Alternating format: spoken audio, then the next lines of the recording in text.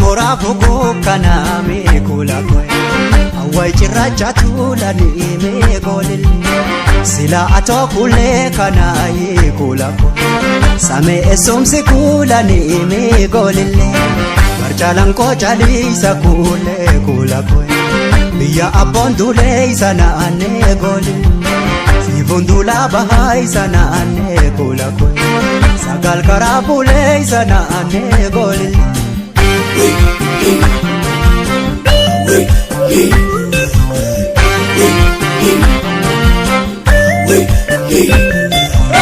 Gubba qorichaatiin dhufay Rabbaanillee hurrii marse Muraama taatiyaan afuuwe Ayyaata kenna haa dabse Sagaltamaan biteen hidhay Way martoo mudhiitiyyay Shaanii shaagoonee gallaawe Way shaagooyeen aadaa biyyaawee golillee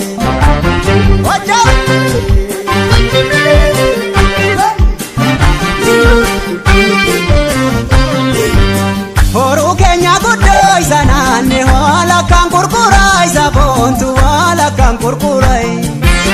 Lame walii galee isa naanne daalacha gurguraa isa boontu daalacha gurguraa Shaggooyyeen asirbii isa naanne wayi sirba jaalalaa isa kuulle wayi sirba jaalalaa Ajaasa singabu isa naanne siifuun alaanalaa isa kuulle siifuun alaanalaa Golille shaggooyyeen sirba aadaati kawaari galgala Namaaramtee naboo jiite jaalala Jaaliyyee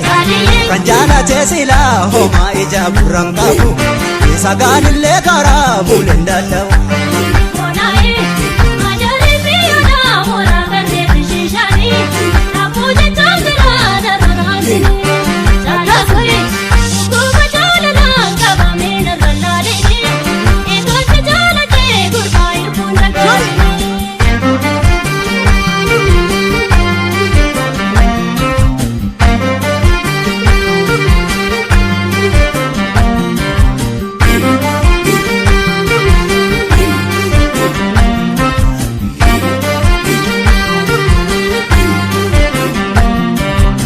Gaaromsaa fugu kana meekula koe awwai cirracha tulani meekolil sila ato kule kana yeekula koe same esomsi kulani meekolil marjalan ko jalisa kule kula koe biya abon dule isa naanne golil sifundula bahai isa naanne kula koe sagal karabule isa naanne golil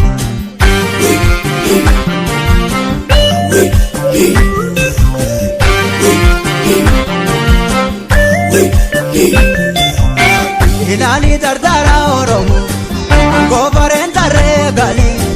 Aadaa ofii sirbaa barseewa Shaggooyyeen shanii galee Shangartaa dubree Oromoo Yakka biiftuu hangaasanii Daddaaksaan urruubee sirbuuwa Ilaaltullee dhangaawwanii waa'ee golillee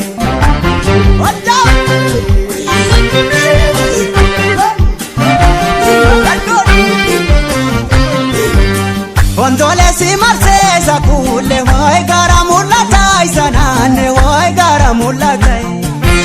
Daddaaksaan asirbii isa naanne kan itti dhaammataa isa kuulle harri jijjibbataa Halaalarraan ifaa isa kuulle waa'ee qarmaan adda kee isa naanne waa'ee gumeen harka kee Har'aasaa dhaalattuu isa naanne waa'ee boontuun akka kee isa kuulle saabboontuun akka kee Golillee onneen wal jaalatu homaa waliin salphatu Reefuu jaalalaa keen qabaanu baddu Jaaliyyee onneen konsi banaa seenii koomana jaarradhu Otoon si dhungadhee barinee boddu